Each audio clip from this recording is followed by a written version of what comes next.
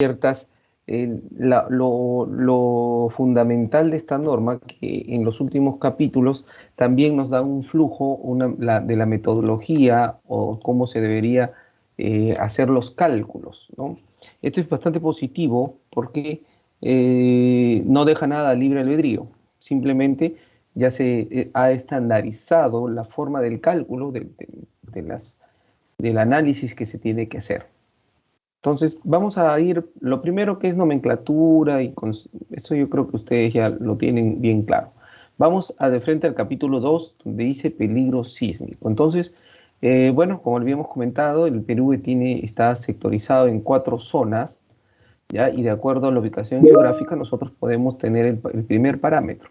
¿Y cuál es el primer parámetro que nos piden? Entonces, vamos a ver acá los parámetros. Entonces, ¿cuáles son los parámetros? Y el primer parámetro que vamos a ver es el parámetro Z. El parámetro Z es un parámetro en función de la zona, ¿no? Si estamos ubicados, en qué zona estamos ubicados, y de acuerdo a la zona que estamos ubicados, el parámetro Z está asignado en una proporción de la aceleración de la gravedad. En realidad, por ejemplo, si zona 1 es 0.1 G, la gravedad. Nosotros sabemos que la gravedad es 9.81 metros por segundo al cuadrado. Entonces, en el caso de Ucayali, si nosotros estuviéramos en Ucayali, sabemos que la gran parte de Ucayali es zona 2, con lo cual el parámetro Z es 0.25. Entonces, por ejemplo, para Ucayali, si nos vamos a hacer Z para Ucayali, el Z es 0.25, ¿no? Si queremos ser estricto, es 0.25 de G. Pero para temas del cálculo, solamente vamos a agarrar la parte de fracción, o sea, 0.5, ¿ya? Esto no se considera. Entonces, aquí abajo en la norma nos están dando una cierta acotación, ¿no? Dice, a cada zona se le asigna un factor Z que indica, acá está el factor Z, según la tabla 1. Y este factor se interpreta como la aceleración máxima horizontal en un suelo rígido, y acá viene lo interesante, con una probabilidad de 10% de ser excedida en 50 años. Ahora, ¿por qué ponen esta probabilidad? Ustedes cuando llevaron hidrología, se dieron cuenta de que siempre para todos los factores, para todas las probabilidades de ocurrencia en un futuro, tú usas la probabilidad de excedencia en un periodo de retornos, ¿no? ¿Ustedes ya llevaron el curso de hidrología, delegado? ¿Me puedes confirmar?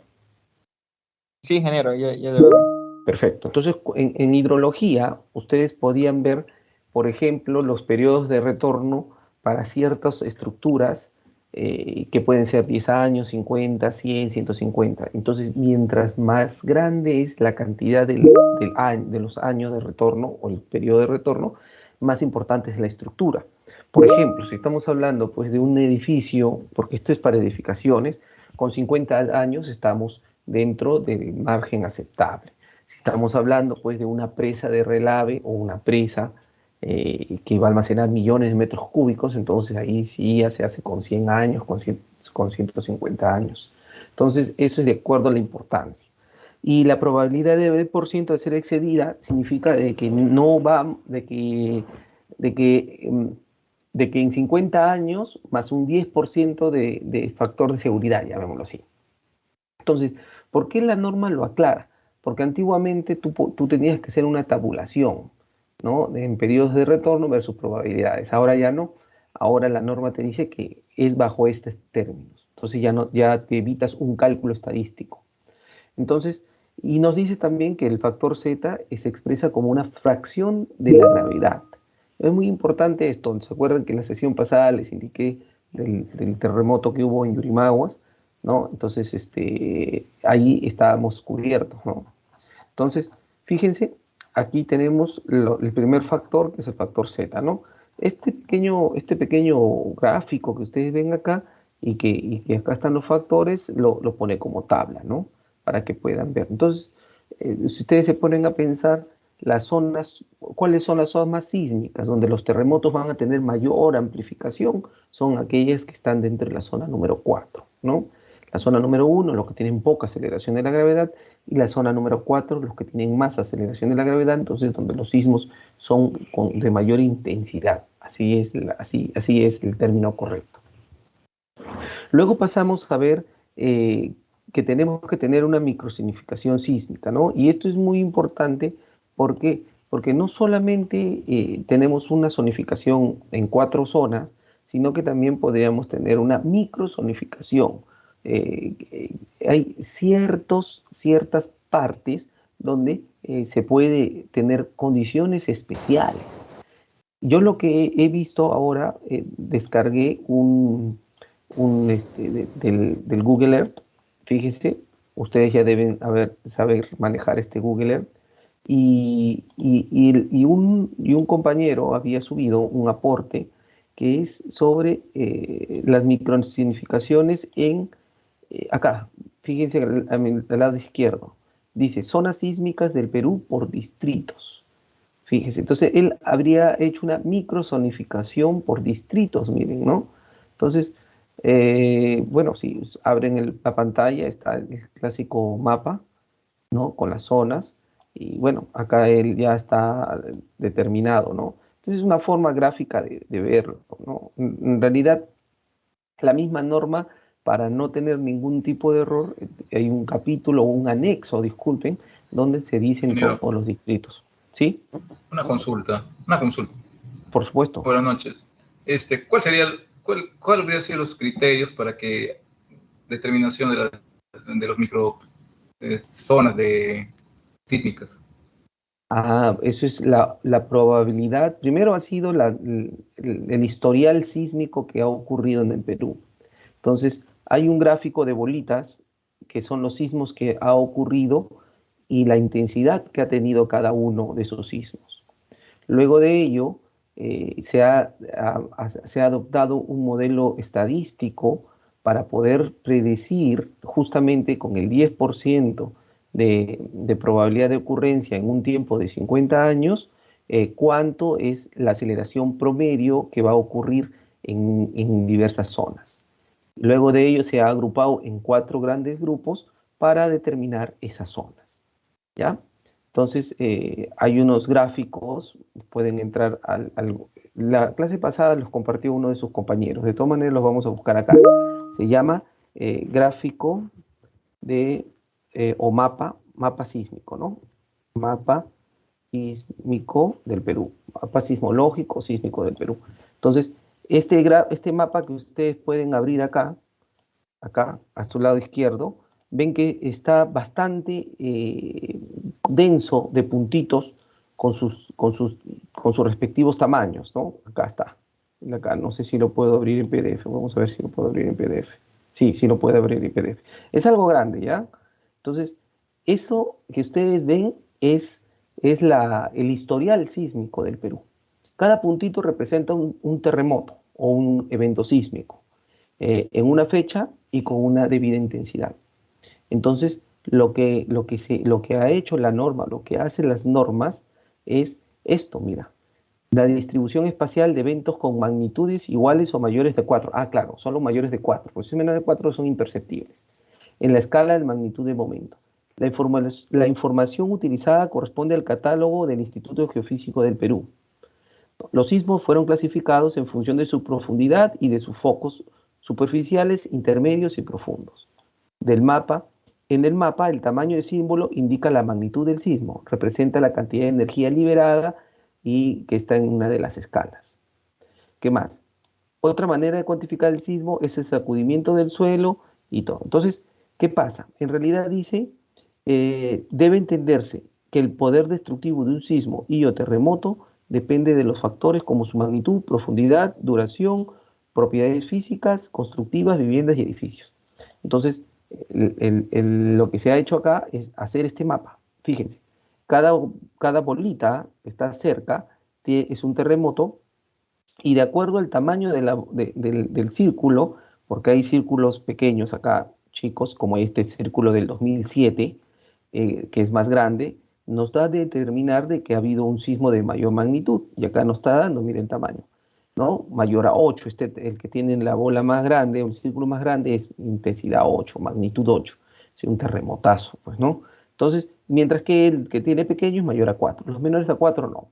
Entonces, también es en función de la profundidad. Rojo es superficial, menor a 60 kilómetros, intermedio entre 60 y 300 y bien profundo, mayor de 300.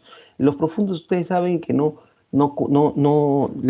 han visto en la sismología básica que no tienen mucho de poder destructivo. Los superficiales son los que tienen mayor poder destructivo.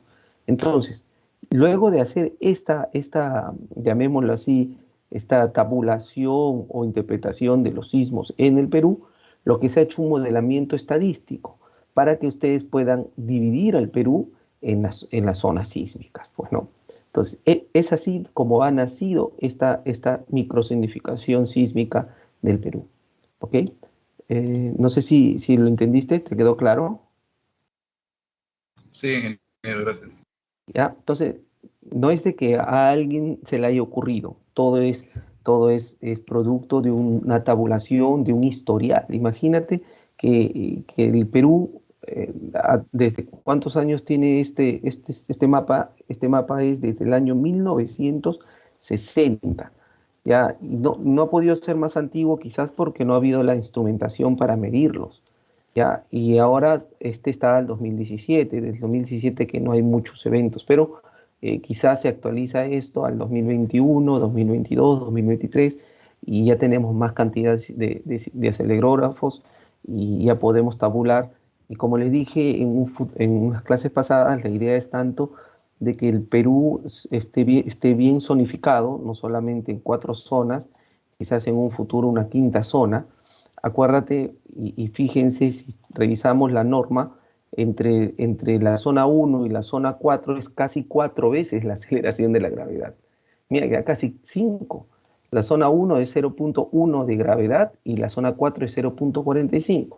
Entonces, si nos vamos a ver en temas numéricos, uno es 4 veces lo otro, o sea, es una gama, un rango bien amplio. Entonces, así es donde nosotros podemos ver el tema de la microsignificación. Entonces, ya tenemos el primer factor, que es el factor Z. Vamos al segundo factor, que tiene que ver con los perfiles de suelo. Y los perfiles de suelo tiene que ver, ustedes ya tienen una base de esto, cuando han hecho sus cursos de mecánica de suelos, y ya el docente les ha explicado que existen suelos con diversas categorías, ¿no? Entonces, aparte de la clasificación SUX o ASHTO que puedas tener de un suelo, el componente suelo como macizo, como estrato, tiene una propia composición, clasificación, ¿no? Y hay muchas formas, ¿no? Pero las formas más aceptadas de poder clasificar este macizo o este estrato de suelo es mediante dos: mediante un estudio de líneas sísmicas o mediante un estudio de penetración estándar, un STP, ¿no? Entonces el STP, vamos a ver un poquito de mecánica de suelos, es importante, ustedes lo tienen que ya saber, simplemente se los voy a hacer acordar. Cuando nosotros vamos a caracterizar un suelo, tenemos un terreno acá, ¿no? Y este terreno puede tener pues 3 tipos de estratos, ¿no? Cada estrato 1, estrato 2, estrato 3. Entonces, ¿nosotros cómo podemos clasificar este suelo? Entonces, la única forma de clasificarlo es ir al campo y hacer unos ensayos. Los ensayos más comunes, el primero es el ensayo de líneas sísmicas, llamado también refracción sísmica. Entonces, este ensayo consiste en poner cargas de explosivo a lo largo de ejes y todas estas cargas van unidas a una computadora que va a tomar, una vez que estas explosionan, va a tomar la velocidad con que viajan las ondas a través de los estratos, ¿no? Y va a alimentar acá y va a tener una velocidad, ¿no? Una velocidad de propagación. Entonces, esa velocidad de propagación le llaman BS. Es un ensayo de campo, por supuesto. Entonces, de acuerdo a la velocidad de propagación, hay rangos donde te puede decir, puedes clasificar este tipo de suelo. La otra forma complementaria o que ustedes de repente algunos no quieren hacer ondas sísmicas es llevar un trípode y penetrar el terreno, ¿no? El SPT, Standard Penetration Test. Entonces, obviamente se tienen que hacer los dos, ¿no? Entonces, este también te va a dar un parámetro de STP. Este parámetro de STP ya ustedes sabrán, es en función del número de golpes, ¿no? Al golpe número 60 y al diámetro número 60 del terreno. Entonces, aquí te está diciendo, para los efectos de esta norma, los perfiles de suelo se clasifican tomando en cuenta la velocidad promedio de propagación de las ondas, que es BS. O alternativamente, esto es para suelos, por si acaso, ¿ah? O sea, suelos son arenas, limos, arcillas. O alternativamente, también sirve para gravas, ¿ya? Pero alternativamente, solo para suelos granulares, el promedio también se hace obtenido mediante un ensayo de STP, ¿no? También hay un tema, también dice que para suelos granulares puedes hacer el ensayo triaxial en condición no drenada y también tienes un parámetro SU, ¿no? Ustedes ya saben hacer, ¿no? Cortes triaxiales, ensayos triaxiales, aunque en la universidad no estoy seguro si tenemos ese laboratorio de mecánica de suelos para hacer ensayos triaxiales. No sé si me pueden confirmar eso. Sí existe, ingeniero. Sí tienen, ya. Entonces, el ensayo triaxial es en condición drenado, en condición no drenado. Acá existe, ¿no? En condición drenada y no drenado. Para temas sísmicas nos piden condición no drenada. Entonces, pero tú dices, profesor, pero ¿cuánto es la profundidad que tú tienes que analizar o cuánto es la profundidad que se desea analizar? Porque acuérdate que el terreno puede tener varios estratos, ¿no? El primer estrato es de 20 metros, el segundo puede ser de 10 y el tercero también puede ser de 10. Entonces la norma también te dice que la profundidad que tú tienes que analizar debe ser de 30 metros o superiores.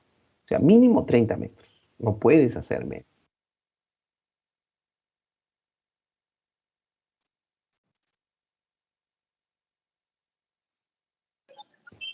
Corte, tenemos el ensayo de penetración estándar y podemos tener el factor de corte en condición no drenado. ¿Cómo vamos a saber qué tipo de perfil de suelo es? Ajá, entonces nos vamos y la norma nos va a categorizar 4 tipos de perfiles de suelo. Nos va a decir, señor, tú puedes tener 4 tipos de perfiles. ¿Cuáles son? El S0, el S1, S2 y el S3. Genial. ¿Cuál es solo el S1? ¿Cuál es S2? ¿Cuál es S3? El 2, 0, 1, 2 y 3. Ah, ya. Entonces la misma norma te va a decir, ¿cuándo va a ser S0? Cuando es roca dura. Cuando es roca dura, la velocidad promedio de propagación es de 1500 metros por segundo y te va a decir a una profundidad de 30 metros. O sea, encuentras roca a 30 metros. Ah, genial. Entonces ya tienes el perfil S0. Pero ¿qué pasa si no encuentras roca dura? Encuentras suelos muy rígidos. Ojo, no es roca, es suelo. ¿Ya? O roca, pero no dura, sino roca fraccionada, fragmentada o intemperizada. Entonces la velocidad ya no es 1500, es menos de 1500, entre 500 y 1500, ¿no? Entonces, pero allí tú tienes que hacer un ensayo de la roca, porque como ya haces el STP recuperas un testigo y llevas el testigo al laboratorio y le haces un ensayo de carga. Y en el ensayo de carga o de compresión te van a decir que esa roca tiene una resistencia de 500 kilopascal, que son 5 kilos por centímetro cuadrado. Ah, genial. Pero ¿qué pasa si no encuentras roca? Si no encuentras arena muy densa o grava. Entonces el N60 del ensayo STP es mayor a 50. Ah, genial. Pero ¿qué tal si no encuentras arena? Encuentras arcilla. Entonces el ensayo es un espesor menor a 20 metros y la resistencia en condición no drenada, porque acuérdense para suelos en arcilla no drenada, es mayor a 100 kilopascal o 1 kilogramo por centímetro cuadrado. Fíjate, ahí tienes un amplio espectro para categorizar, con roca fracturada, con arena muy densa, con arcilla muy compacta. Tienes 3 tipos de suelos, aparte de la velocidad, velocidad promedio de viaje de la onda sísmica. Entonces, si estás en alguno de estos 3 casos, tu perfil de suelo es el tipo S1. Genial. Ya tienes roca, ya tienes suelo, ya tienes roca dura, tienes roca o suelo muy rígido. Pero no, estamos en Pucallpa, nos vamos al siguiente. ¿Y qué nos dicen? No, que la velocidad no es ni 500, está entre 180 y 500. Ajá. Y el STP no es 50 o no es 500 megapascales, es entre 15. El N90 es entre 15 y 50, no es mayor que 50. Fíjense, acá arriba es mayor que 50, acá es entre 15 y 50. Y si es un suelo cohesivo como una arcilla, entonces ya no, pero es una arcilla mala, no es de 1 kilogramo por centímetro cuadrado, es de medio kilogramo por centímetro cuadrado. Ah, ya, entonces este perfil de suelo es un tipo de suelo S2, que es lo que más abunda en tipos de Pucallpa, ¿no? S2 hasta S3 si es que se van a ciertas zonas. Vamos a S3, bueno, entonces encontramos arena media fina, pues grava arenosa y todo eso. Entonces ahí, por ejemplo, el STP entra pues muy facilito y todo porque es un terreno completamente suave, ¿no? Y la velocidad de viaje de la sonda es menor a 180. Entonces, también la condición del suelo blando en corte no drenada es 0.25, un terreno muy, muy blando, a 0.5, ¿no? Entonces, ahí tienes los tres perfiles. Pero la norma te dice, mira, acá no te está hablando nada, por ejemplo, de que haya presencia de fenómenos como agua o napa freática.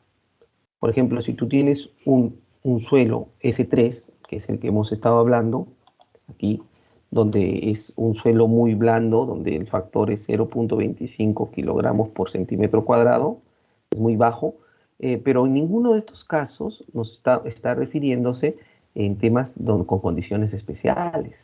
Entonces, una de las variaciones de la norma nos dijeron, ¿sabes? Tú también puedes categorizar una quinta forma de categorizar, que es el S4. Pero el S4 no va a tener factores, no tiene parámetros. Tú no los vas a poder categorizar directamente, porque para que tú determines de que tu suelo es un S4 vas a tener que llamar a un especialista. Y tú dirás, ¿por qué un especialista? Claro, porque hay especialistas de mecánica de suelos, yo no soy especialista. Hay gente que termina y hace sus maestrías, sus doctorados, todo en mecánica de suelos. Entonces ellos te van a determinar en función de qué cosa, a condiciones excepcionales. ¿Qué condiciones excepcionales pueden haber?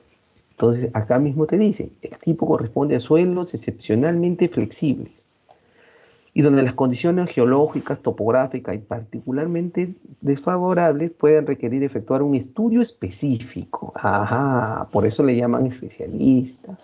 ¿Por qué? Porque tú vas a hacer un estudio y luego el estudio va a determinar presencia de napa freática, alto potencial de licuación de suelos, algunos tipos de fallas geológicas.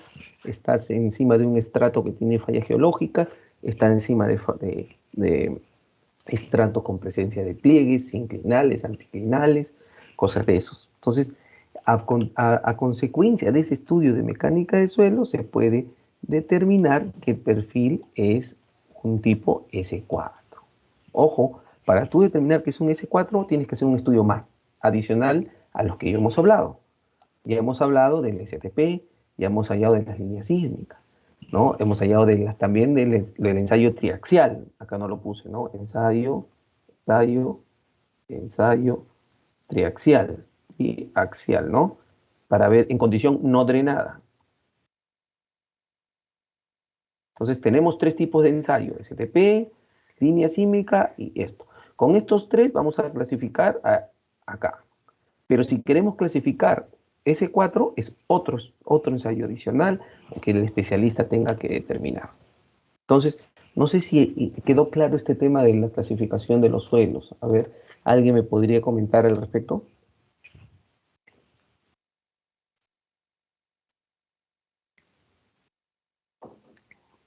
Ángel Huaraca, prende tu audio. Ángel Huaraca.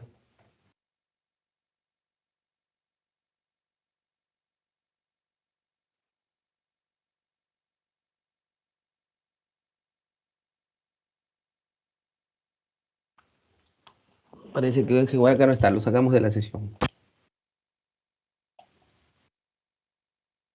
Uy, ya lo saqué de la sesión y está mal su micrófono, dice. A ver, Anthony Daniel Jiménez. Él es el delegado, ¿no? No, Anthony, a ver, activa tu micrófono. Anthony, también lo sacamos de la sesión.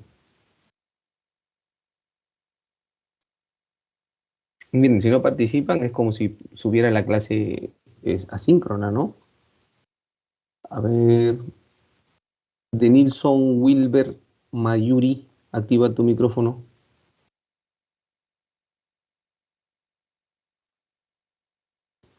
Tampoco, vamos a sacar de la reunión. Exxon Andrés Ramos.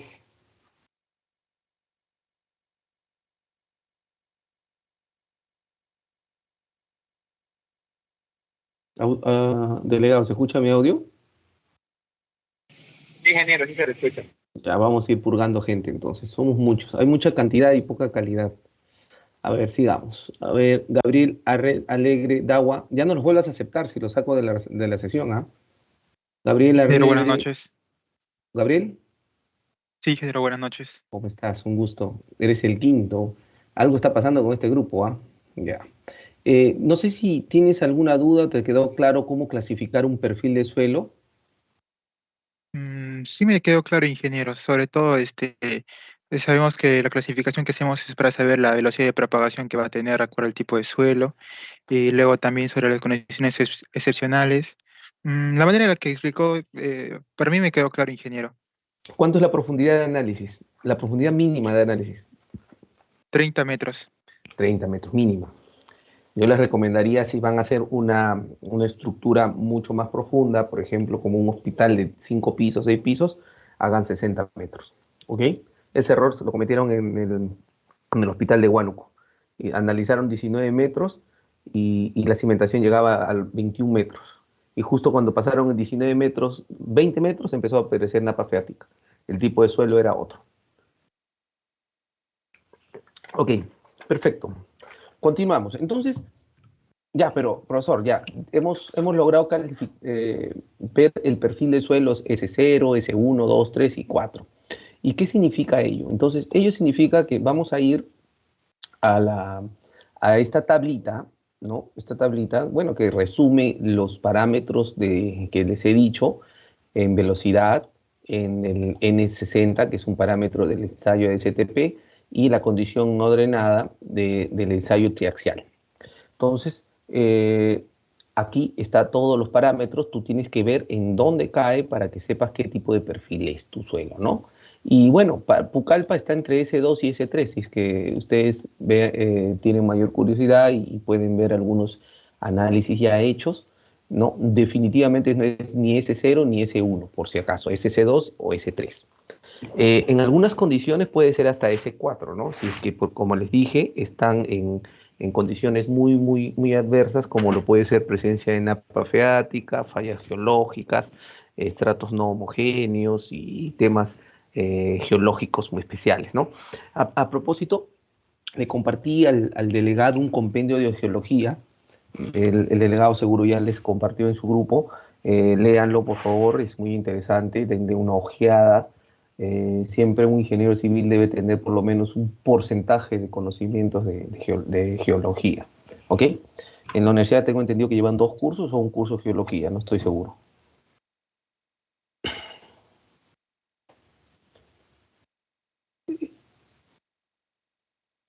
Entonces, aquí hay algunos aspectos de cómo calcular estos 3 parámetros. Ya, estos son básicamente lo de la velocidad de corte, el promedio estándar y la condición no drenada, ¿no? Algunas consideraciones adicionales. Entonces, ya tenemos el factor Z y tenemos el factor S, ¿no? Hasta el momento ya tenemos 2 factores. Tenemos el factor Z y tenemos el factor S. Usando el factor Z y usando el factor S, vamos a irnos a una tabla, a la primera tabla. ¿Cuál es la primera tabla? La tabla número 3, ¿no? Y en la tabla número 3 nos va a definir, vamos a poder interpolar entre esos 2 parámetros, que es el factor de zona y el factor de suelo, y hallar S, porque lo que queremos hallar es el parámetro S, ¿no? S, acá, parámetro, acá, S. Y el parámetro S, como les dije, es una interpolación entre Z versus S sub 0. Por ejemplo, si estamos en Pucallpa, tenemos es la zona 2 y tenemos el tipo de suelo 2. ¿Cuánto sería el factor S? A ver, ¿quién me puede decir? 1.20. 1.20, exacto, ¿no? Interpolamos a esta fila con esta columna, disculpen, con la columna y nos saldría 1.20. Sigamos acá y ya tenemos el segundo factor. Genial. Entonces, aquí es la tabla número 3, pero adicional a ello nos dan una segunda tabla, que es la tabla número 4, donde nos van a dar estos factores, TP y TL, ¿no? Y TP y TL es muy importante que ya estén ustedes familiarizados, que es el periodo corto y el periodo largo, lo que se llaman, porque cada estructura va a estar entre un límite, entre un periodo mínimo y un periodo máximo. Va a haber un rango de periodos donde la estructura va a poder oscilar. Entonces, vamos a ver, si es un tipo de suelo S2, ¿ya? Si es S2, el periodo corto es 0.6 y el periodo largo es 2. Entonces, complementamos acá. Si estamos aquí, entonces el TP y el TL. El periodo corto va a ser 0.6 y el periodo largo va a ser 2. Ingeniero, ¿para qué sirven esto? Vamos a ver, porque en el análisis sísmico tenemos que usar estos dos periodos. ¿Por qué? Porque es un rango, ¿ya? Y al hacer, es un rango en función a una estadística. Luego tú tienes que hacer tu propio periodo fundamental de la estructura. Cada estructura, ya sea de un piso, 2 pisos, 3 pisos, vamos a darnos cuenta que tienen ciertos periodos que se calculan, ¿no? Manualmente o con el SAP, como ustedes gustan. Entonces, esos periodos vamos a tener que ubicarlos con esos parámetros de periodo corto y periodo largo. Por ejemplo, si nosotros tenemos un edificio, mira, me voy a adelantar y voy a abrir la presentación de PowerPoint, donde tenemos acá, por ejemplo, este edificio, miren. Me voy a adelantar ya para ver. Dice, el edificio de Alcoa de San Francisco, California, los periodos fundamentales de vibración de este edificio de acero 22 son 1.67 segundos en un sentido, en norte-sur, y 2.21 en el este-oeste. Tiene dos periodos, claro, porque tiene dos dimensiones, ¿no? Hay un periodo en X y un periodo en Y. Por ejemplo, 1.67. Si nosotros tuviéramos una estructura en Ucayali, un edificio en Ucayali, y el periodo fundamental de la estructura saldría 1.67, entonces tú sabes que este periodo está entre el periodo corto y el periodo largo, ¿no? Entonces tú tienes la norma, en este caso nos va a decir, para hallar el tercer parámetro, que es el factor de amplificación sísmica, C, tú tienes que saber el periodo de tu estructura. Si tu periodo de estructura es menor al periodo corto, entonces considera C igual a 2.5. Si el periodo de tu estructura está entre el periodo corto y el periodo largo, entonces es 2.5 entre la división del periodo corto entre tu periodo fundamental. Y si tu periodo es mayor que el periodo largo, usas esta formulita, 2.5 por la multiplicación de los periodos entre el periodo fundamental al cuadrado. Entonces, fíjense, si nosotros estuviéramos, hubiéramos calculado 1.67, ¿en qué condición estamos? ¿En que es menor que el periodo corto? ¿En que está entre el periodo corto y el periodo largo? ¿O es mayor del periodo largo? ¿Quién me puede decir?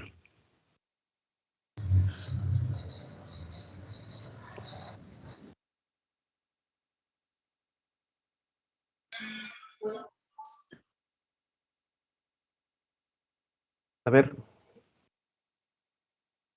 ¿cuál es? ¿Es menor que el periodo corto? Ingeniero, Está Entre periodo ¿sí o corto. no? Está Entre el entre... periodo corto y el periodo largo, ¿no? Entre Entonces, en este caso, nosotros tendríamos que aplicar esta fórmula para hallar el tercer factor, que es el factor de amplificación sísmica. Entonces, aquí tendríamos que decir que C es igual a 2.5 T sub P entre T. Entonces, C es igual T sub P 0.6, 2.5, 0.6 entre 1.67. C es igual, agarran su calculadora, todos tienen que tener su calculadora. Por eso no grabo estas clases, porque si no, no estudian. 0.6 entre, 0.89. 0.90. a ver, Ah, 0.9. 0.89, ¿no? Ya. Entonces ya tienes el factor de amplificación 0.89. Pero la norma te dice, bueno, si es que tú no te quieres complicar o no dominas mucho el SAP para que tú halles esto, ojo, esto lo sacas del SAP o manual, ¿no? Entonces, la norma te dice, mira, este parámetro, si tú tienes el número de pisos de tu edificio, puedes estimarlo. ¿Así? ¿Cómo? Y acá la norma te dice, mira, tú puedes estimar el T, por acá te dan un T, ¿dónde está el T? Bueno, acá no está. Acá está. En función del numeral 461, ¿no? Tú te vas a este numeral 454, dice, el T es el periodo de acuerdo al numeral 454. Entonces, si tú te vas a este numeral 454, vamos a buscar 454, está más abajo, obviamente. 454, mira, acá 454, dice, ¿cómo puedes estimar? Ahí está. Dice, el periodo fundamental de vibración para cada dirección se estimará con la siguiente expresión. Tú puedes estimar este periodo fundamental. Dice, ¿de verdad? Sí, claro, tú puedes estimar. Acá te dice, mira, es HN. ¿Qué cosa es HN? Acá dice es la altura. HN es la altura de tu edificio. Por acá lo tienes que ver, ¿ya? Entre C sub T. ¿Y C sub T qué es? De acuerdo, si es un pórtico de concreto armado, si es un pórtico dúctil, consideras 35. Si es un pórtico de concreto armado, pero con cajas de ascensores y escaleras, y si es un pórtico de acero, pero arriestrado, consideras 45. Y si es un edificio de albañilería, considera 60.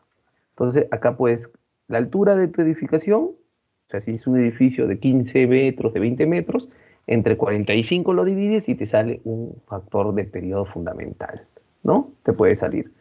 Por ejemplo, si es un edificio de 25 metros, pongamos acá, 25 metros. Pones 25 y que sea albañilería. No, son 5 pisos, 6 pisos de albañilería, no, 20 metros y albañilería. Entonces sería 20 entre 60, ¿no? Porque albañilería es 60. Sería 20 entre 60. Entonces el periodo sería 0.33, mira, un periodo bastante bajo, ¿sí o no? Porque es albañilería, ¿no? Es bastante rígida.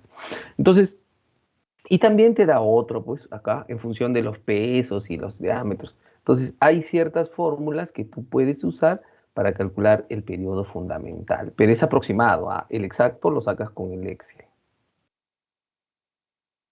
Ok, entonces, hasta allí Pero, ya tenemos, ¿sí? una pregunta, los factores, el momento de calcularlo, ¿hasta cuántos decimales se lo puede Dos, considerar para que no? dos, no necesitas más. Ya, los parámetros solamente dos decimales.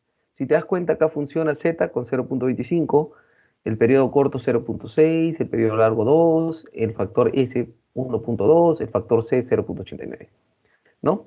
Hasta el momento tenemos tres factores, ¿ya? Tenemos tres factores. Acá tenemos el factor Z, tenemos el factor S y tenemos el factor C. Entonces tenemos tres factores.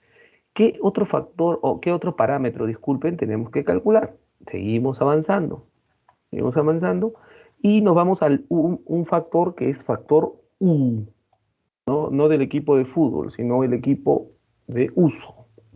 Y ese factor de uso, que lo vamos a poner por acá, está en función de la importancia de la edificación. U. ¿no? Y qué importante es la edificación, es de acuerdo a cuántas vidas se podría perder si es que esa infraestructura colapsa. Entonces, la norma peruana, así como la mayoría de normas a nivel mundial, da categorías, ¿no? Entonces te dice, por ejemplo, ¿cuál es el A1? Establecimiento de salud, ¿no? Los hospitales. Entonces, si hay hospitales, esos hospitales tienes que ver la nota número 1. ¿Por qué? Porque ahora, a partir del 2018, a esas categorías les tienes que poner aislador sísmico. Entonces te dice ver nota número 1. Pero ¿qué tal si no estamos dentro de la categoría A1? Estamos en A2, ¿no? Establecimientos de salud no comprendidas en la categoría A1. Por ejemplo, postas médicas, policlínicos, cosas así. O sea, no estamos yendo a un hospital, pues un hospital de categoría 3.2, nivel 3.2, 3.1, así, ¿no? Estamos yendo a una posta, a un centro de salud, ¿no? Entonces, esto, junto con las estaciones ferroviarias, con todas las cositas, tienes el factor de uso 1.5. Si estamos hablando de estaciones de bus, cines, teatros, estadios, coliseos, centros comerciales, sería 1.3. Si estamos hablando de edificaciones comunes, como tu casa, estamos hablando de 1. Y si estamos hablando de edificaciones temporales, como unas casetas y cosas, tienes que ver la nota 2. Entonces, tenemos dos notas, ¿no? Tenemos la nota 1 y tenemos la nota 2. Si estamos hablando de viviendas, oficinas, es 1. Si estamos hablando de buses, de establecimientos penitenciarios, estadios, coliseos, teatros, cines, 1.3. Si estamos hablando de centros de salud que no son hospitales, sino son centros de salud de menor importancia, estamos hablando de 1.5. Entonces vamos a ver qué pasa si estamos hablando de un hospital, ¿no? A1. Entonces acá nos dan unas notas. Dice, las nuevas edificaciones categoría A1 tendrán aislamiento sísmico en sus bases cuando se encuentren en las zonas sísmicas 4 y 3, ¿no? En las zonas sísmicas 1 y 2, la entidad será responsable y podrá decidir si usa o no aislamiento sísmico. Pregunta, ¿en Pucallpa se tendría que usar aislamiento sísmico o no? ¿Qué opinan? No obligatoriamente. Sí, ingeniero, Ya. dependiendo. No es Muy obligatorio. importante, ¿no? No obligatoriamente, ya. Pero acá la norma, para no ponerlo, te dice, en zonas sísmicas 1 y 2, la entidad responsable podrá decidir si usa o no. Y la mayoría de entidades dicen que sí. O sea, este también es medio tonto, deberían puesto que sí, ¿no? Para todos. Pero bueno, entonces dice, obligatoriamente para 4 y 3. Pero para zona 1 y 2, si es la entidad, dice. ¿Entiendes? Entonces, ya, pero te están diciendo que uses aislamiento sísmico, pero ¿cuánto vale el factor U? Sí, U es lo que queremos saber. Entonces acá dice, eh, si usas el aislamiento sísmico, ¿no? Entonces, dice acá, si no se utiliza aislamiento sísmico, en las zonas 1 el valor será como mínimo 1.5. Entonces, si dice, si no se usa, pero ¿qué pasa si sí usas? ¿Cuánto será U? ¿Qué dicen ustedes?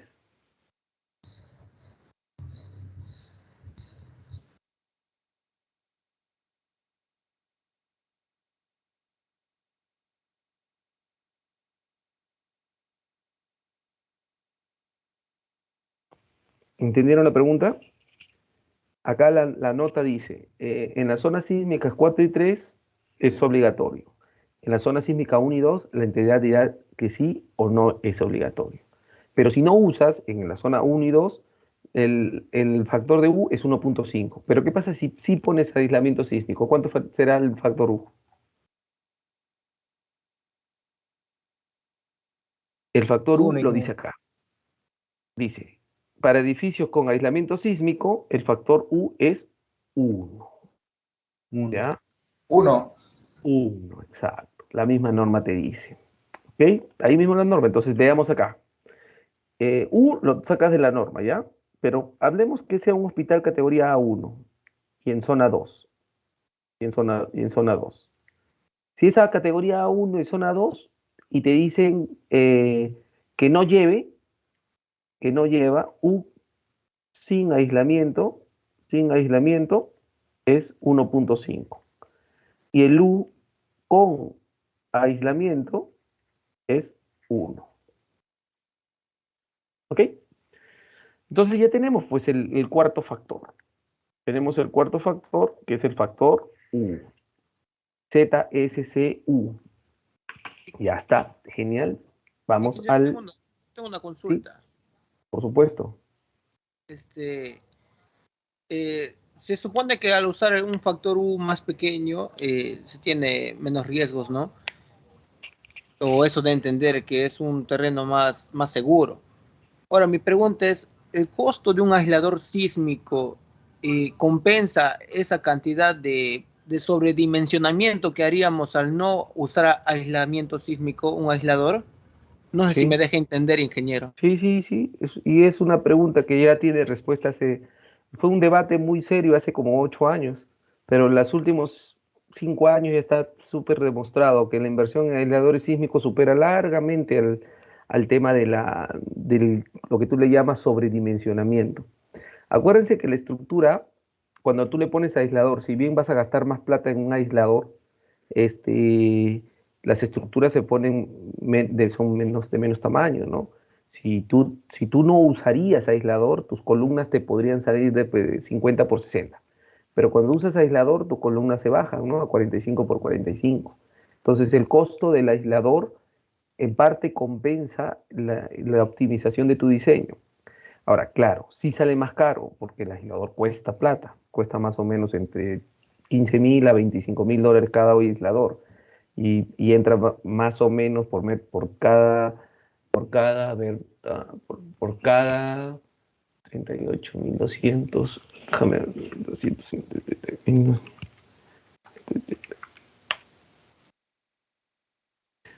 por cada 30 metros cuadrados entra un aislador, más o menos. Entonces, tú inviertes un dinero. Y luego ese aislador cada 5 años tiene que recibir un mantenimiento porque es un dispositivo, no es algo perenne, no es como la columna de concreto que, que solamente la tarrajeas o la pintas, ¿no? Entonces, ya se hizo ese análisis, ¿ya? Actualmente ya no es tema de discusión, ahora sí es rentable poner un aislador sísmico, aparte de que la estructura no colapsa, ¿no? Y no sufre daño. Una vez de que hay el terremoto, adentro no se cae ni siquiera un ladrillo. ¿Ok?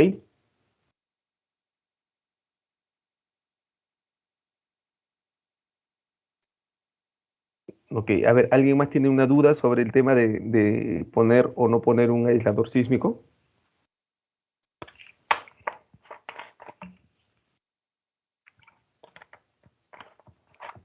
Ya. Ingeniero, Pues, otra consulta por ahí nomás, ya que estamos tocando el tema.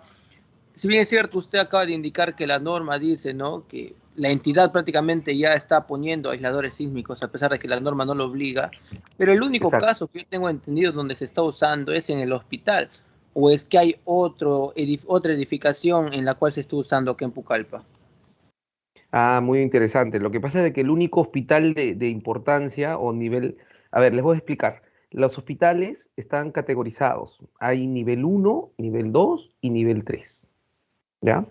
Entonces, es el Ministerio de Salud, que es el que dice la norma, el MINSA, ¿ya? Porque hay el Ministerio de Salud y hay e-salud, por si acaso, ¿ah? Pero acá dice establecimiento de salud del sector salud. Ojo, del sector salud, o sea, del Ministerio de Salud, ya, del MINSA. Lo que pasa es esto, que según el MINSA, la categoría de hospitales, de hospitales son tres, nivel 1, nivel 2 y nivel 3. ¿Ya? Acá vamos a ponerlo. Según el MINSA según el MINSA, hay categorías así, nivel 1, nivel 2, con romanos, ¿ah? Nivel 3. Entonces, dentro de los nivel 1 en romanos, hay nivel 1, 2 y 3 en números latinos. Y también acá, nivel 1, 2. Y acá hay 1, 2, 3. Entonces tú dices, ya, ¿de qué depende? De la complejidad, pues. Por ejemplo, el nivel 1, 1 simplemente tiene pues consulta externa pues, y odontología. El nivel 2, 1 tiene una sala de cirugía y tiene maternidad, obstetricia. El nivel 3 tiene sala de cirugía, banco de sangre y temas así altamente especializados, o sea, cultivo de piel y todas esas cosas. Entonces, así ellos se van categorizando. El MINSA categoriza sus hospitales así. Bueno, así se categorizan también los de salud, nivel 1, nivel 2. Entonces, el anterior HRP que me menciona era de categoría 2, 2. Esta es la categoría del HRP, cuando lo demolieron, ¿no? O sea, claro, lo demolieron para empezar a construir el nuevo hospital. Era categoría 2, 2. Entonces, una vez de que lo demolieron y lo iban a construir, iba a aumentar su cartera de servicios. Iba a tener más cosas.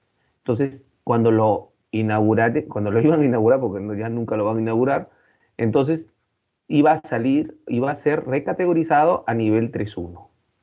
Es un hospital de sumamente importancia, ¿no? O sea, bastante especializado. Entonces la norma te dice que estos hospitales que están en el nivel 1 no necesitan aisladores sísmicos. ¿Y quiénes son los que necesitan? Son estos que están acá, del nivel 2 para arriba. Ajá. Por eso los hospitales como el HRP o como el hospital de Huánuco tienen aisladores sísmicos. Mientras que los centros de salud, que pueden ser los policlínicos o el hospital de Purús o el de Atalaya, que es el nivel 3.1, ¿sí? Esos no tienen, pues. Entonces, por eso es lo que se clasifican. Entonces, el MINSA es quien dice que hospitales tienen o no tienen aisladores sísmicos. ¿Ok? No sé si entendiste la respuesta.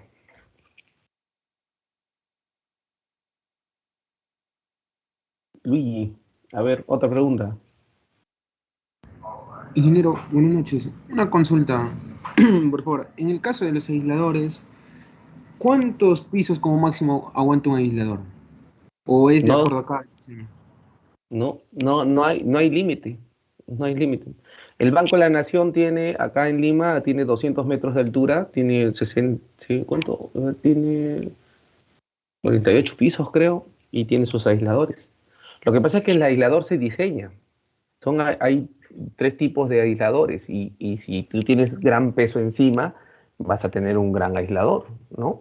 Los aisladores son de tres categorías, ¿no? Lo más famosos son los péndulo y los aisladores de caucho con núcleo de plomo. Entonces, hasta ahorita no hay límite para los pesos. ¿Ya? Gracias. ¿Ok? ¿Alguien más desea hacer una pregunta? Lo interesante aquí es de que sepamos interpretar la norma. La norma es muy clara, nos dice si el hospital tiene aisladores, el factor de uso es 1. Si el hospital no tiene aisladores, el factor de uso es 1.5. Así. Ahora, si el hospital está ubicado en zona 1-2, obligatoriamente tiene que tener aisladores. Si el hospital está ubicado en la zona 3-4, depende del MINSA. ¿Ok? Andrés, ¿puedes participar? Sí, ingeniero, buenas noches. La duración de los aisladores sísmicos, más o menos para cuántos años está diseñado, En porque teoría deben durar igual que la edificación, ¿no? Si la edificación está diseñada para 50 años, el aislador debe durar los 50 años. Ahora, tengan claro de que el aislador se puede reemplazar. Es como un taco de un zapato. Pum, sacas el taco, pones uno nuevo, ¿no? Es así. ¿Ok? Todos los aisladores tienen que venir con una vida útil igual a la del edificio, ¿no? A ver, ¿alguien más que desea hacer una participación? Ya, a ver, vamos a ver si cerramos esta parte. Muy importante que tengan este factor de uso, ¿ya? Y nos vamos bueno, ahí nomás quedan ahí quedan ahí quedan los sistemas estructurales. Ya. Falta este de acá, ya. Bueno, entonces, ahora vamos a clasificar a nuestra estructura. Tenemos que saber qué sistema estructural es, ¿no? Y aquí hay que tener bastante cuidado porque muchos de ustedes que han hecho trabajos en anteriores cursos han sacado citas bibliográficas del internet y cosas de esas, porque ahora hay un mal hábito, citan internet y no citan libros, ¿no? Entonces tienen que citar libros. Cuando hagan su tesis, las citas de links de internet no sirven, por si acaso, ¿verdad? Claro, puedes poner uno, dos, tres. En realidad la bibliografía es por libros, ¿no? Con autor, editorial y todo eso. Año. Entonces, ha habido bastante, yo supongo que muchos de ustedes que de manera responsable han hecho sus trabajos, se habrán dado cuenta de que usan términos que no están alineados con la norma, ¿no? Yo he visto unos trabajos así. Entonces, lo importante es que usted tiene que saber clasificar el sistema estructural de acuerdo a nuestra norma peruana. Estamos en Perú. Y eso vamos a lograrlo haciéndolo desde el material predominante. Primero tenemos que saber cuál es el material predominante. Bueno, estamos en Perú, somos un país que estamos dentro del paradigma y la mayoría son de concreto armado. Pero también hay en acero. O sea, el 3.2.1 es concreto armado y el 3.2.2 es acero. Ah, ya. Entonces, en concreto armado ya es bastante conocido por ustedes.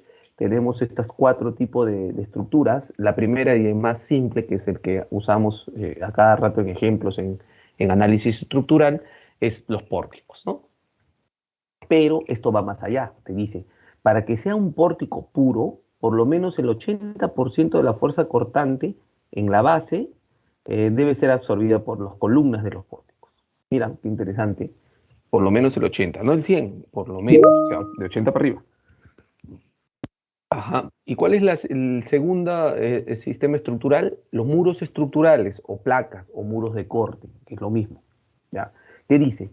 Para que el sistema, el sistema en la resistencia sísmica dada predominante por muros, dice que debe absorber el 70% de la fuerza cortante, o sea, los muros. Puedes tener columnas aisladas, sí, pero el 70% de la fuerza sísmica de la base debe ser absorbido por los muros. Ahora, ¿qué pasa si tienes mixto? Que no está ni mayor de 80 en las columnas, ni menos de 50 por los muros. Ah, ya. Menos de 70 por los muros. Entonces, estamos llamando a un tercer caso, que es la mezcla de los primeros, es el sistema dual, donde vas a combinar, dice, la fuerza cortante que toman los muros es mayor a 20 y menor a 70.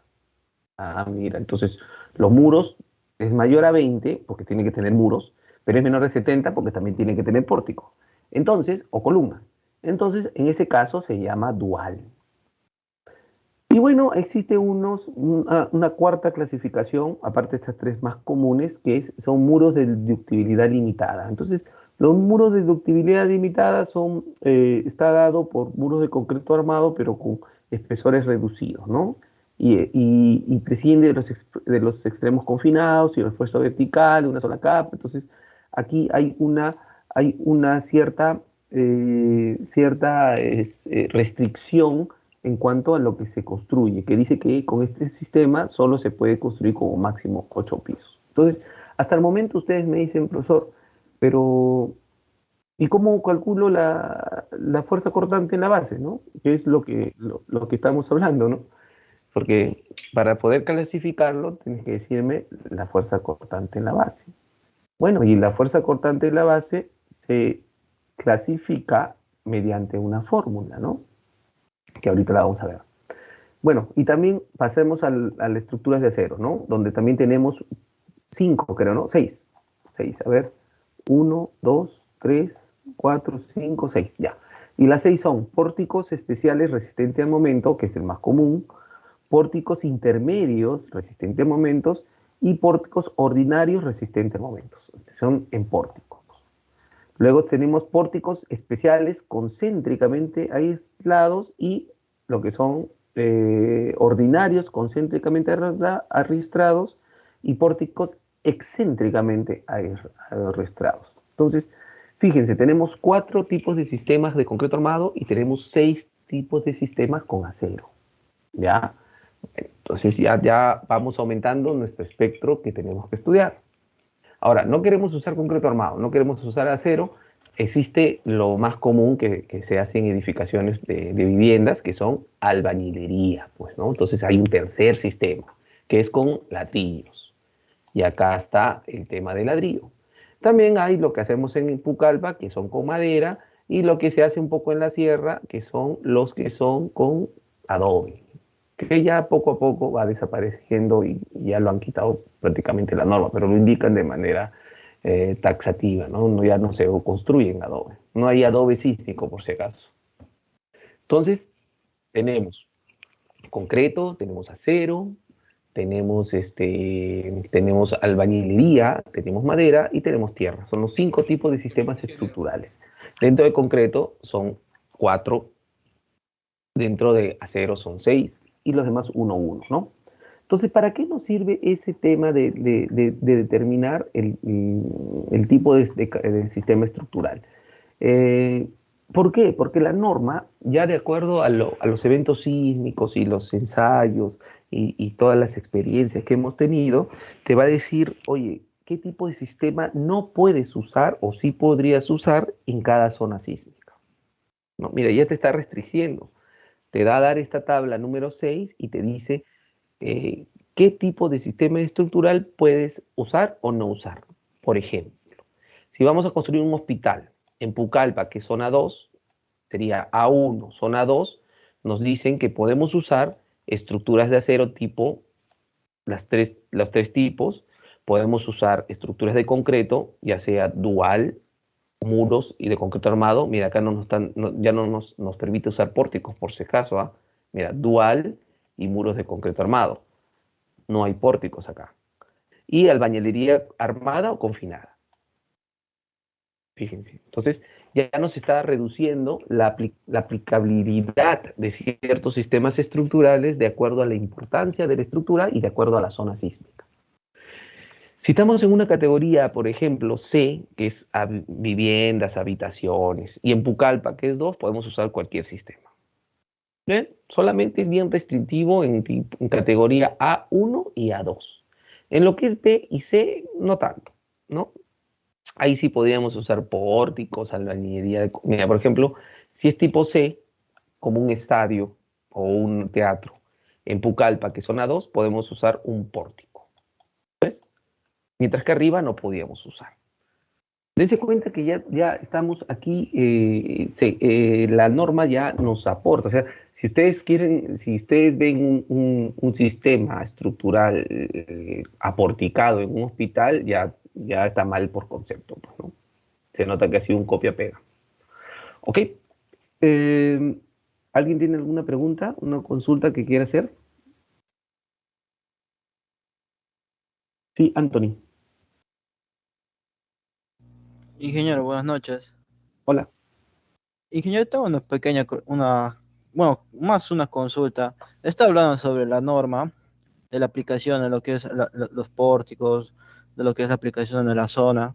Ingeniero, ¿qué pasaría, digamos, si una persona quisiera construir y no respeta la norma? Digamos, lo hace como para una zona 3, cuando es una zona 2. Ya, mira, ahí existe la normativa, ¿no? El Estado de Derecho.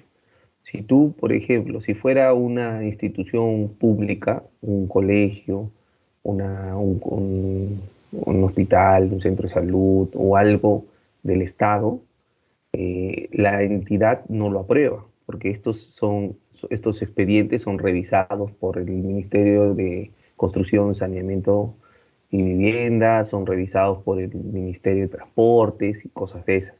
Entonces no pasaría. Cuando llega al filtro de evaluación, se le diría que la memoria de cálculo está mal y que se corrija. No pasaría el filtro. Si estamos hablando de alguien privado que lo va a financiar con su plata, ¿no? Porque el primer público lo financia el Estado, lo financiamos todos nosotros con el pago de nuestros impuestos. En el segundo caso, si es de un privado, pues de Periquito Los Palotes, ya, que tienen su plata y quieren construir.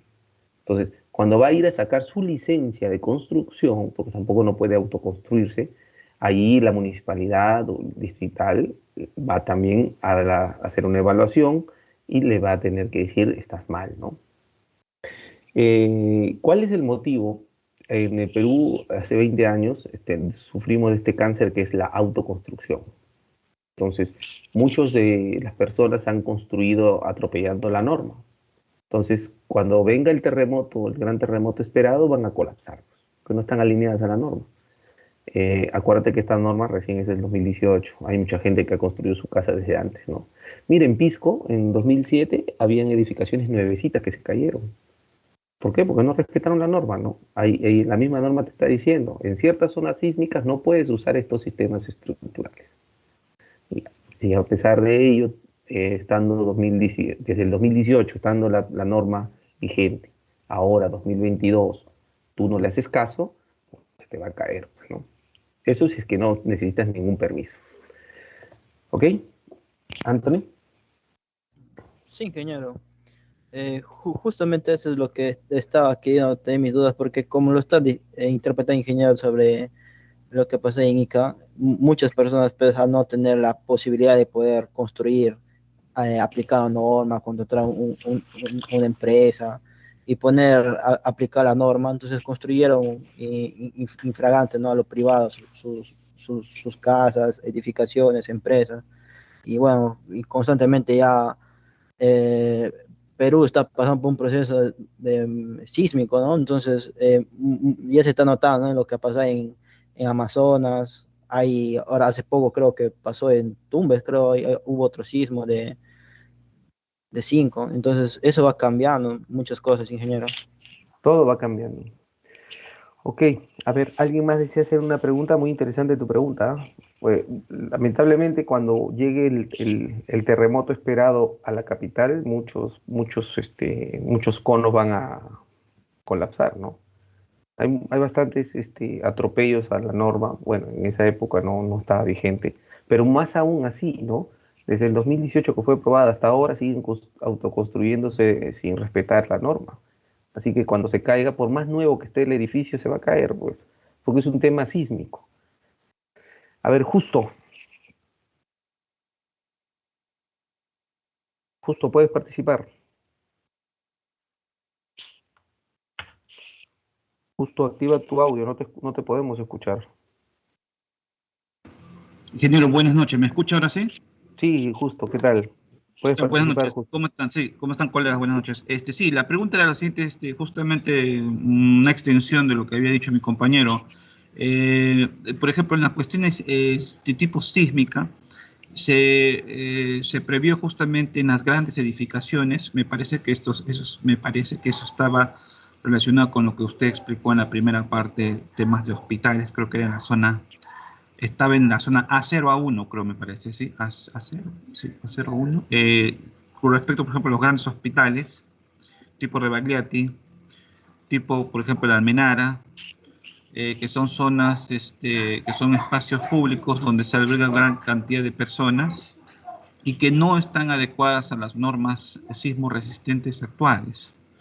Entonces, la pregunta era, ¿qué tan factible es actualizar, digamos, estructuralmente estos edificios, de tal manera que se pueda, no sé cómo decirlo, lo he observado, por ejemplo, en el diseño de casas, generar, digamos, una estructura ósea, digamos, exógena, ¿no? Estructura para justamente evitar el colapso. Y estaba viendo esto porque ese es un estudio que se está haciendo, por ejemplo, para modernizar los grandes hospitales, ¿no? Como le digo nuevamente, es el hospital, el Rebagliati, por ejemplo, ¿no? Que es un hospital que ya data de más de 40 años y que alberga naturalmente en zonas, en tiempo normal puede albergar 2.000, 3.000 personas de repente.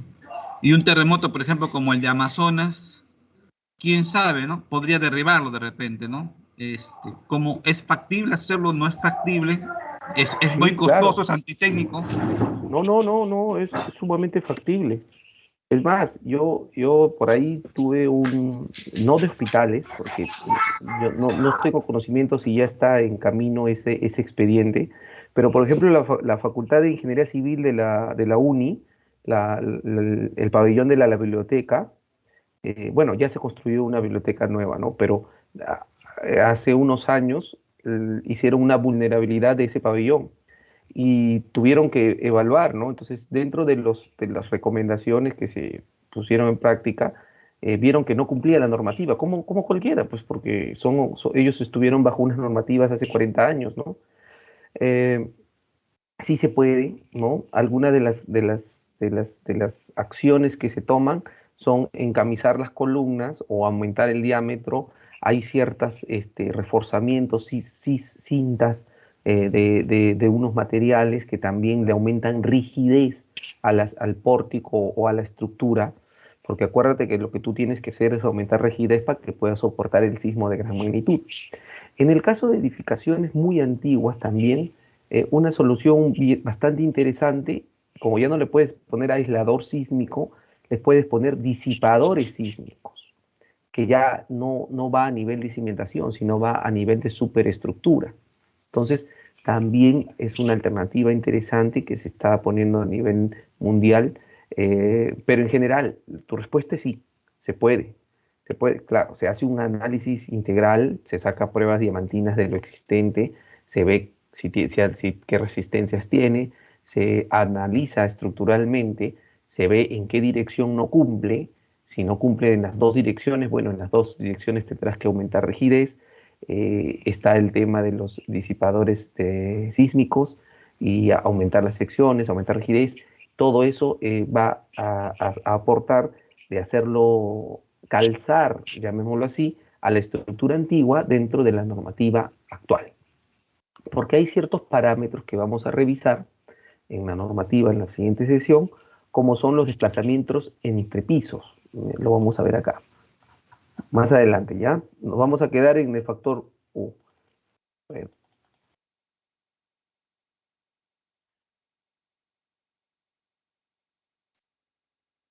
Ya está. Por ejemplo, este es un límite para la distorsión de entrepiso. Entonces, si nosotros tenemos un material predominante de concreto armado, la distorsión es 0.007. ¿Qué es 0.07? Es la deformación entre un piso y el siguiente entre la altura de ellos dos, ¿no? Esto, lo que ustedes ven acá, es la popular deriva, así le llamamos. Cuando ustedes vean, acá le dicen, mira, límites de distorsión deriva. Este es el término internacional. Cuando ustedes vean a alguien estructural hablar, decir, vamos a chequear las derivas, está hablando de los límites de distorsión. Entonces, en los edificios antiguos puede ser de que no se cumpla, por ejemplo, este límite, ¿no? Entonces, al aumentar la rigidez, nosotros vamos a poder hacer que cumpla. La idea es esa, ¿no? Adecuar edificios antiguos a la normativa moderna, ¿no? Los que se puedan. Hay algunos que lamentablemente no se pueden. Y conozco un caso, el caso del Hospital Lorena de Cusco, que estuvo paralizado y que está paralizado hace 8 años ya. Y hay un pabellón que lo han analizado y no hay forma de hacerlo cumplir. Lo van a tener que demoler todo un pabellón. Lo van a demoler y van a tener que volver a construir y ponerle su aislador sísmico, porque no hay forma de que cumpla con la nueva norma. Entonces, eso puede pasar también en estos hospitales antiguos, ¿no? Lamentablemente van a tener que cambiar de uso, ya no van a poder ser consultorios ni quirófanos, y van a tener que convertirse pues en oficinas o habitaciones, ¿no? ¿Ok? ¿Está bien, Justo? ¿Se entendió? Excelente, ingeniero. Se me ha dado mayores criterios. Muchas gracias. Claro. Es así, miren, lamentablemente las normativas van cambiando, ¿no? Y, por ejemplo, el Hospital Regional de Pucallpa, que ahora ha sido paralizado, se va a tener que hacer un expediente del saldo. Y ese expediente del saldo va a tener que ser con la normativa actual, porque la normativa que el hospital fue concebido fue con la normativa del 2013 o 14, y ahora estamos 2021, entonces ha salido una nueva normativa. Ahora, en cuanto a la estructural, también va a tener que cambiar. De repente hay pabellones que no tenían aisladores y va a tener que tener aislador, porque legalmente los expedientes de saldos son como si fueran expedientes nuevos.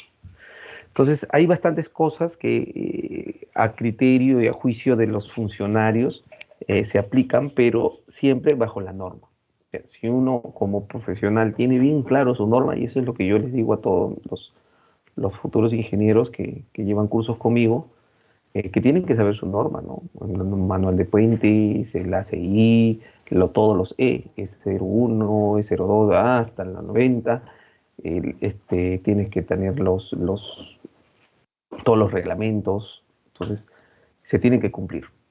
¿Ok? Abel, ¿querías participar? Sí, Abel. Sí, ingeniero. ¿Puedes participar, Abel? ¿Me escucha, ingeniero? Sí, te escucho. Ya. Si bien es cierto, después de una falla sísmica, el edificio, vamos a decirlo, queda en dos condiciones, ¿no? Uno ya inhabitable, que hay que demolerlo, sí o sí. Y hay veces en las que el edificio queda dañado, queda con fisuras, etcétera. ¿Cómo sería el procedimiento para reparar estas fallas en concreto? Esa es mi pregunta. ¿Cómo se puede restaurar un edificio dañado? ¿Y hasta qué punto se puede restaurar? Claro. Lo que les estaba comentando las sesiones pasadas es de que los edificios, la filosofía de diseño, nos dice que todas lo que nosotros vamos a plantear tiene que trabajar en un rango, en el rango elástico, ¿no? Que sí van a haber deformaciones y consecuencia de estas deformaciones se van a producir algunos fenómenos como son las grietas, fisuras y cosas de esas. Pero esto no va a devenir en ningún tipo de colapso. Lo primero, que no debe colapsar. Si el edificio se maneja en un rango elástico, en la unión los nodos rígidos van a sufrir fisuras. Esas fisuras son debidamente evaluadas. Hay una metodología para evaluar fisuras, como lo son el tamaño de la grieta, la profundidad y cosas de esas. Lo importante acá es que el acero no se dañe, porque el concreto aporta ciertas propiedades al elemento estructural, como son resistencia a la compresión, pero la flexión, la propiedad de la flexión la aporta más el acero. Entonces, una vez de que tú ya tienes todo diagnosticado, tu estructura con esas fallas que no son de colapso, tú las puedes reparar. La teoría nos indica de que esas reparaciones son no estructurales. O sea, no tendrías que demoler ninguna columna ni volverla a construir, ni mucho menos una viga y volverla a construir. Excepcionalmente, se podría aumentar la sección de la columna, ¿no? O reforzar con estas cintas de metal, o encamisar la columna y vaciar, aumentar la sección. Entonces, hay muchas alternativas de reparación de elementos estructurales. Voy a buscar por ahí un paper que tengo muy interesante de cómo se reparan esos elementos estructurales, pero el concepto es claro, la estructura no va a colapsar, simplemente ha sufrido daño aceptable o tolerable, que está dentro de los márgenes. ¿Ok? A ver. Sí, ingeniero, muchas gracias. Claro. Ahora, si el terremoto fue demasiado agresivo e hizo que el elemento estructural o la estructura pase de su límite elástico a un límite plástico y las columnas quedaron totalmente deformadas y ya están totalmente pandeadas al cabo del colapso, ahí sí ya no hay nada que hacer, ¿no? Tienes que demoler. Ok, jóvenes, interesante, buena sesión. Ingeniero. Sí. Una preguntita. Por supuesto. Disculpe, quería hacerle una pregunta, una duda respecto un poco a lo que estábamos hablando de la sismicidad. Pues sí, es importante los aisladores sísmicos, ¿no? Si bien es cierto. Pero, ¿qué tanto también podría ser algo así destructivo, así como que se asemeje a un sismo en una edificación? Pues sí, pongamos en el hecho de que en Pucallpa, ¿no?, llueve bastante, ¿no? También podría ser influir también las altas precipitaciones que se dan, puede decir, en una ciudad, afectar la estructura de la cimentación de un edificio. No debería. En realidad las condiciones de erosión, ya sean lluvia, viento, no deberían afectar a la estructura. Para temas de condiciones de lluvia, para eso se plantean sistemas de drenaje e impermeabilización de azoteas. Eso es lo primero que tienes que hacer. Ya ese ya es parte constructiva, ¿ya? Ya no es tanto de diseño. Claro, tú vas a plantear el sistema de drenaje, vas a tener que tener unas, ¿cómo le llaman? Las canaletas y los drenes que van y tiene que hacer que el agua fluya. A nadie le conviene tener una piscina en su azotea. ¿Por qué? Porque si tienes una piscina en la azotea, esa es una carga muerta que puede sobrepasar tu diseño, ¿no? Y ciertamente ha habido hoteles donde ha colapsado la piscina del segundo o tercer piso porque no hicieron un buen análisis estructural. Entonces, eso es lo primero. Inge, yo lo decía por el tema empíricamente, que es la autoconstrucción, ¿no? Que se da, ¿no? Por eso también. Sí, bueno, como te digo, pero por más empírico que sean, uno siempre pone pues sus tubos de drenaje y no deja que se almacene el agua arriba, ¿no? Ahora, con respecto a la cimentación, también es un caso especial. Uno cuando va a cimentar en Ucayali, de acuerdo al peso, ya sabemos de que tenemos que usar plateas de cimentación o pilotes. ¿Ya? Si vamos a tener una estructura de buena importancia o una edificación de 5 o 6 pisos a superior. Entonces, no hay que ser tan ingenios como, por ejemplo, la nueva sede del gobierno regional, plantearon una platea y una platea que no era muy profunda y después hicieron un adicional para poner pilotes. Era obvio que iba a salir pilotes, pues, ¿no? No sé quién hizo ese diseño, pero en fin. Entonces, hay cosas que tú tienes que tener en cuenta, para eso hay los especialistas. Entonces, al especialista tiene que saber qué tipo de cimentación hay de acuerdo al tipo de suelo que vas a encontrar. Y él no te va a decir, ya sabes tu calpa, hazle una plateíta, ¿no? Él te va a decir, hazte un ensayo de STP con profundidad de 60 metros, 50 metros, una vez que recuperes el testigo, mándalo, haz un corte directo, haz triaxial, y con esos parámetros él recién, y ahora dame el peso del edificio, y él va a modelar todo, y te va a decir, ¿sabes qué? Vas a tener que poner pilotes. Y no solamente te va a decir tener pilotes, te tienen que decir, estos pilotes son, qué tipo de pilotes son, qué material son, qué distribución son, cómo se va a ir anclados a la platea, y más allá te tienen que decir cómo construirlos. Entonces, para eso somos ingenieros, ¿no? Los ingenieros usamos ingenio, es una ciencia. La ingeniería civil es una ciencia y tenemos que aplicarla. ¿Ok?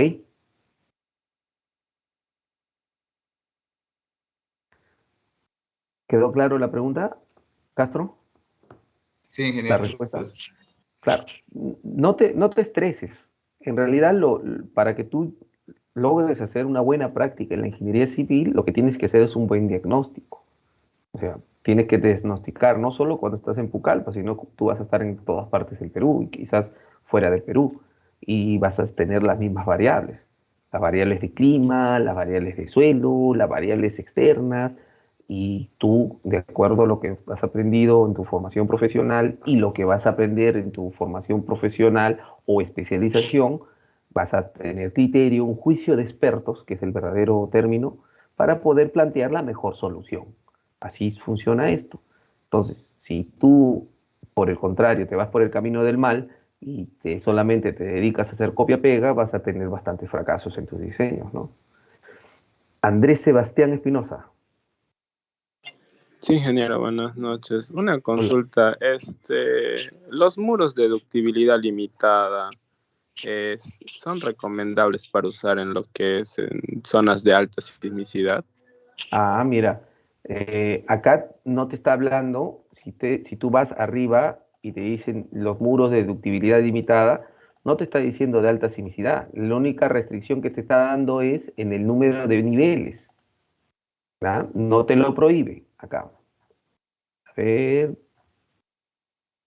nos vamos al concreto, y nos vamos acá. Muros de ductibilidad limitada. Acá está.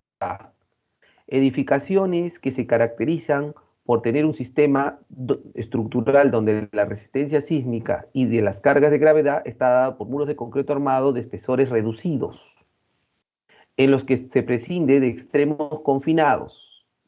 y el refuerzo vertical se dispone de una sola capa. Entonces, acá no te está diciendo no lo puedes usar en zona 1, 2, 3, 4. Lo único que te está restringiendo, te dice, con este sistema se puede construir como máximo 8 pisos. ¿Ok? Entonces, tengan bastante consideración que la norma te establece limitaciones. No te dice que no puedas usarlo en zona 1, 2, 3, ¿no? Es algo así como el aislador. ¿Ok? ¿Está bien? ¿Quedó claro? Sí, ingeniero. Ok, perfecto. Jóvenes, miren, bueno, ya esto ya lo vieron en análisis 1, pero siempre es bueno, quiero que repasen los sistemas estructurales. Hay 4 sistemas para concreto, hay 6 sistemas para acero, está el de madera y está el de albañilería y bueno, adobe. Entonces, revisen cada uno y ténganlo claro, por favor, porque con eso vamos a seguir la siguiente clase, que es para determinar el tema del factor de reducción sísmica. Y es muy importante el factor de reducción sísmica porque está junto con el tema de regularidad e irregularidad geométrica en altura y en planta de la edificación. ¿Ya? Ok, jóvenes, perfecto. Ha sido un gusto. Nos vemos el próximo viernes. Ah, escuchen, tenemos viernes, ¿no, delegado? El viernes tengo sustentación de tesis, te cuento. Se va a titular Eli Bustamante, se va a titular. ¿El viernes a qué hora es nuestra sesión?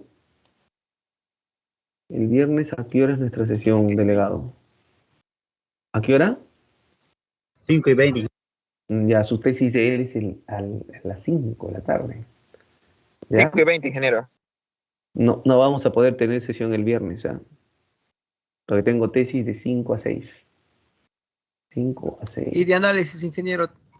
De análisis sí podemos llegar a tener.